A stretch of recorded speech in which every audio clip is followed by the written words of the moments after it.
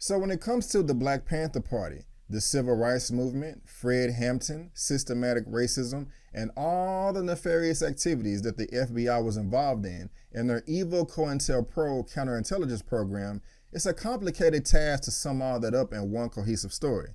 So how did this film turn out? Well, let's talk about it. My name is Brandon Keith Avery, and this is just my opinion.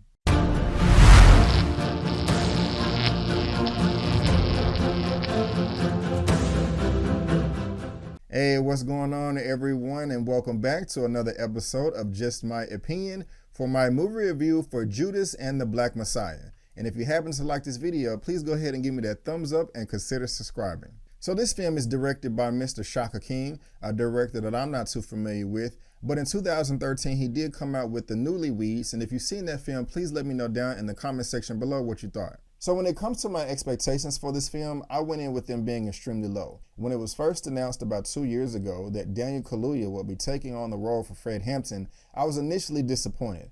I was also let down when the trailer first came out because I was disappointed in some comments that Daniel Kaluuya made about racism in early 2020, so that even lowered my anticipation level that much lower. Some people said that I misunderstood those comments, but I feel I had a full understanding. And just me personally, I have a preference to where if you have a real life, true, iconic Black American hero, that you will get the best performance if a Black American fulfills that role. And I'm not saying that any other Black person throughout the world can't do a great job, because David Oyelowo did a great job in Selma as Dr. Martin Luther King Jr., and Kingsley Ben-Adir recently did a great job with Malcolm X and Regina King's debut for One Night in Miami.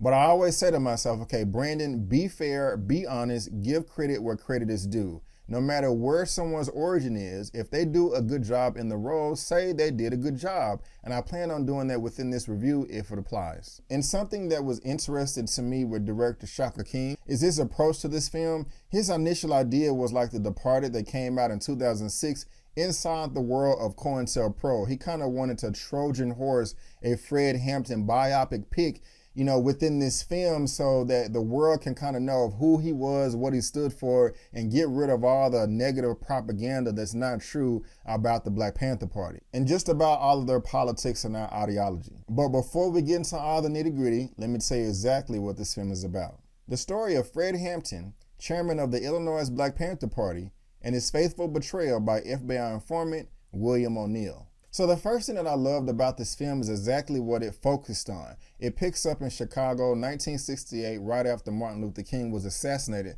So there's a ton of tension in the air, and there was a ton of things going on within the Black community during the Civil Rights Movement. Shaka has a great balance to this film. There's so much information to cover, and he gives each area enough shine so where you can have a good understanding of everything that was going on during that time. I was also very impressed within this film of how much they showcased the FBI and how involved they were with the Chicago Police Department in the assassination for Fred Hampton. That was something that I was a bit skeptical about going into this film, thinking that they would kind of shy away from that, thinking that, you know, they would put more of the blame on William O'Neal, played by Lakeith Stanfield, and not just show how low down, dirty, and evil and nefarious the FBI was. But no, they show you early on in the film, and Martin Sheen taking on the role of J. Edgar Hoover, the director of the FBI at the time. I think it was perfect casting. He didn't have that much screen time, but when he was on screen, he was a character that I did not like, and I think that's the point. I mean, they did a great job of just showing how slimy and just evil and just how much of a weasel these people are. I mean, they are true demons, and it just really is sickening, and I thought they did a great job of representing that within this film. There's also a ton of books that you can read on the FBI and their illegal COINTELPRO program that just really goes deep into the history on how sick these people were. You know, this film is also a great talking point for Black people, which I appreciate, you know, when dumbasses are coming around talking about, what about Black on Black crime? What about all the gun violence in Chicago?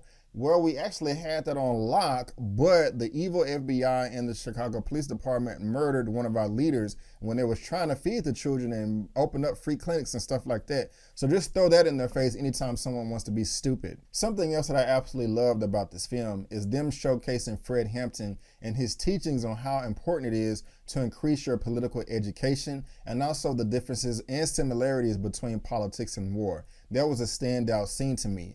And it just goes to show that he's saying that, hey guys, you can have this, you can have that. But if you don't have any political clout, if you don't have any political education or some type of political movement, there's no way that you're going to move up the economic ladder. And the way that they displayed that in this film, I thought was brilliant, and again, was a standout scene for me within this film. Another great thing that I loved about this film is just some of the finer details they decided to include about Fred Hampton's upbringing, specifically about his babysitter and how that tied in with Emmett Till, and also how this man memorized all of Malcolm X's speeches.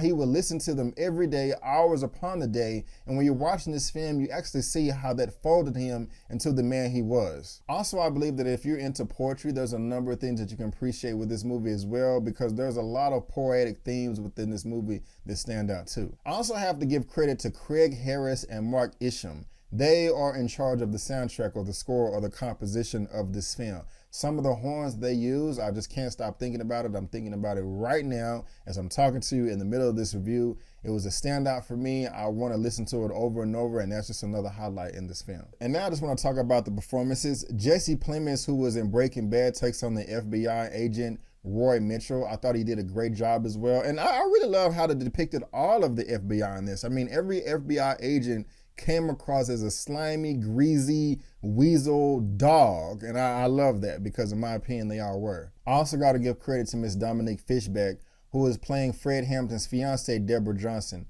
I thought she did a great job. This woman right here is a phenomenal actress, and she is on my radar. Last year, she was in the Netflix film Project Power with Jamie Foxx. She did a great job then, and she did an even better job now.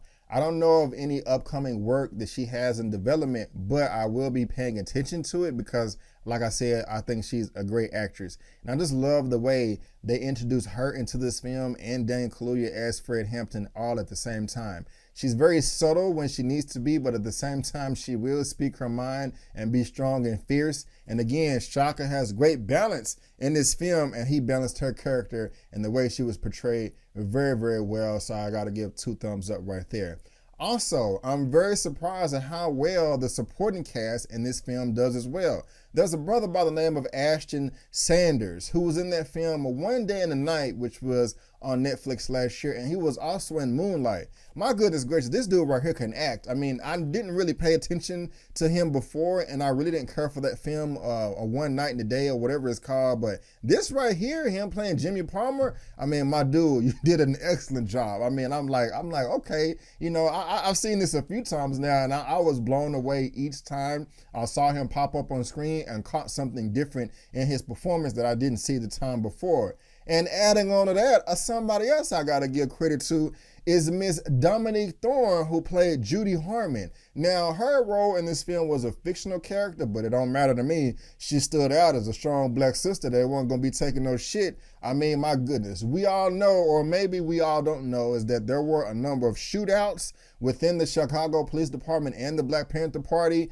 And, you know, when they had those scenes that you see in the trailer, you know, she was up there. She was a rider. She wasn't no punk. And I love that. I just stepping aside for the performances, it just feels so good watching this movie and just seeing so many black people strong, proud, and educated, and just was so unapologetic about everything. And I just wish we still had that today, but hey, you know, I ain't giving up. But Miss Dominique Thorne, she was also in If Beale Street Could Talk. That was her first film. She's in this right now, and she was also, or she's going to be Ironheart in the new Marvel Disney Plus series. Ironheart is Riri Williams, and I can't wait for that right there. I didn't know much about you before, man, but right now I see you. I am paying attention. You are on my radar, and I support you. Go for it, girl. You go for it. And now we got to move on to William O'Neill, played by Lakeith Stanfield as the traitor that is just, I can't stand him.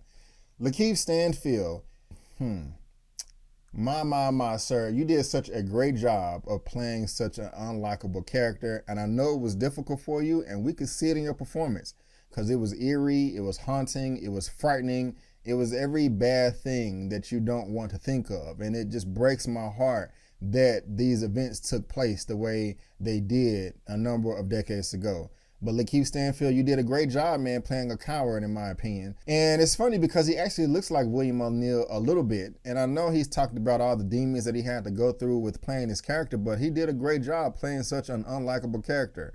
I mean, man, it was painful to see, you know, because his role was very eerie, very scary, creepy, frightening, and haunting, you know, but this is based on a true story, and they did a good job of telling that story through the lens of Lakeith Stanfield, so I got to give credit where credit is due there. But last but not least, we have to talk about one of the titular characters, Daniel Kaluuya as Fred Hampton. Now, how I feel about Daniel Kaluuya overall, I think he's a great actor.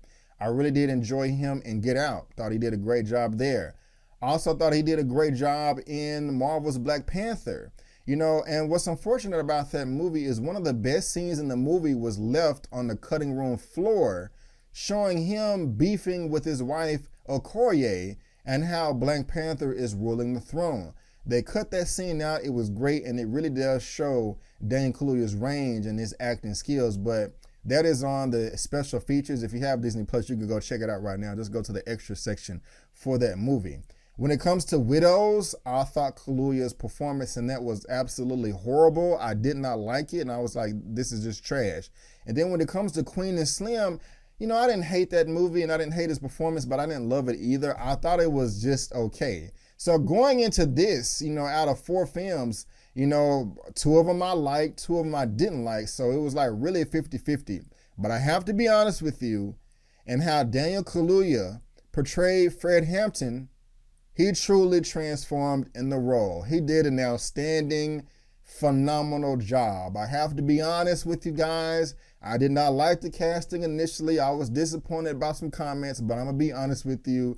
Daniel Kaluuya knocked this out the park. So I'm going to go ahead and take a break and clap for this man right here. He did a great job. If you look on YouTube at Fred Hampton's speeches and look at old movies and documentaries and old footage, you know, he fulfilled the role just right. He did the role justice. I would be lying if I said that, you know, Daniel Kaluuya didn't do a great job. This is easily, by far, his best performance. He had everything down to what he was doing with his mouth, you know, the texture of his voice. He even took on smoking so that he can get the texture of Fred Hampton's voice. And it worked because I saw it in the film, and you will too. And when you do, hopefully you will feel the exact same way that I did. He had the mannerisms down, the body position, the poses. Even when they first introduced his character, the way he was just leaning to the side with his head cocked to the left or the right, whatever. I mean, he did a great job, and I loved it. And when he was giving my "I am a revolutionary" speech, it spoke volumes. You know, you may get a little emotional, you know, and just like seeing how he moved throughout this film was just spot on with his words. I mean, when he spoke, magic came out of his mouth. No matter where Fred Hampton was, whoever he spoke to, whether you knew the man, you didn't, whether you loved him or you had beef with him, it was just something about this man that would transition you into an ally to where y'all are like this super team. And you saw that on film through Daniel Kaluuya's performance. So again, Daniel Kaluuya, you did a great job, sir. I love the performance. I didn't love you in Widows. I hated that performance, and I really didn't care for Queen and Slim, but I got to give credit where credit is due and say you did a phenomenal, fantastic, excellent, exceptional job, and you deserve all the credit for this role, sir. 2 thumbs up. And another thing that I loved about this film is the level of tension that Shaka was able to produce in some of these films. You know, as Daniel Kaluuya is going around trying to rally all the gangs and the troops together to create this rainbow coalition for solidarity and unity. You scratch my back, I scratch yours.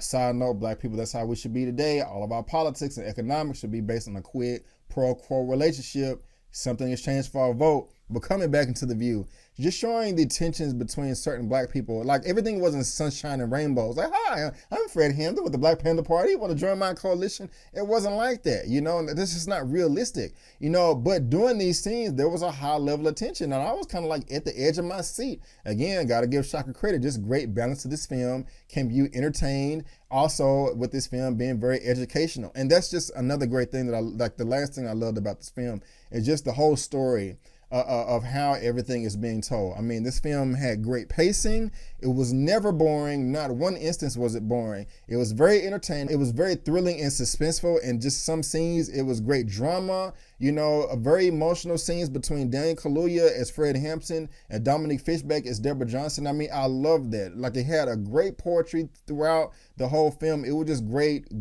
film. It was no propaganda. I mean, it really does show what the ideology of the Black Panthers were, what the ideology of Fred Hampton was, and what his goal was, you know, and you can do nothing but respect it.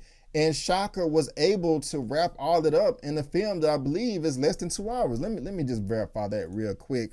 Y'all don't mind, do you? Yeah, this film came in at a whopping, okay, 2 hours and 6 minutes, but that's okay. It felt like it was under 6 hours, but nah, guys, this is just a great film right here. And of course, I'm gonna give my rating at the very end. But just before we go, guys, I mean, the performances was great. The music was great. The tension was great. The story, across the board, this film was great. I just also want to let you know that I will be having a spoiler review for this film with Malcolm, to where we're going to dive even deeper into this film about stuff that, you know, I don't know how he feels about it, but we're just going to go even deeper about how we feel about that. So make sure you subscribe to go check it out. And it just goes to show that films like this, stories like this should be told, not just in film, but in schools as well. I mean, there was so much to unpack in this film, and I loved it across the board. And just seeing so many Black people staying strong and proud and just unafraid of the system of racism and white supremacy, you know, it does something for me. It touches me right here in my chest, in my heart, and it just speaks volumes. And it's just that important that we know this history, that we know these stories, that is being taught to our children and grandchildren starting at the age of 3. You know, and I really do mean that. And you know, we all got to do our part and spread this message.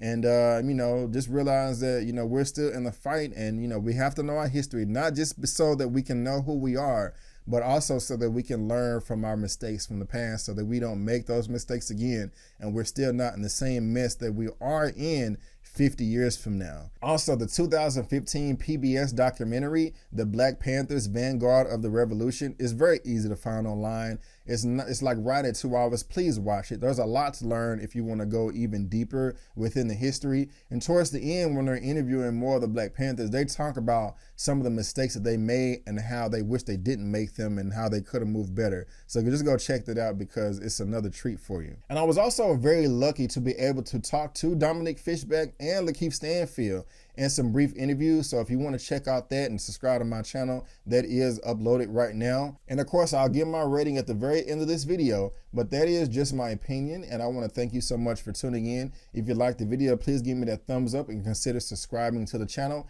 and follow me on social media. And if I had to give Judas and the Black Messiah a rating out of a 1 out of 10, I would give this film a 9 out of a 10. Yes, a 9 out of a 10. But again, guys, I want to thank you so much for tuning in. And before you go, don't forget that my name is Brandon Keith Avery, and that's just my opinion. Peace.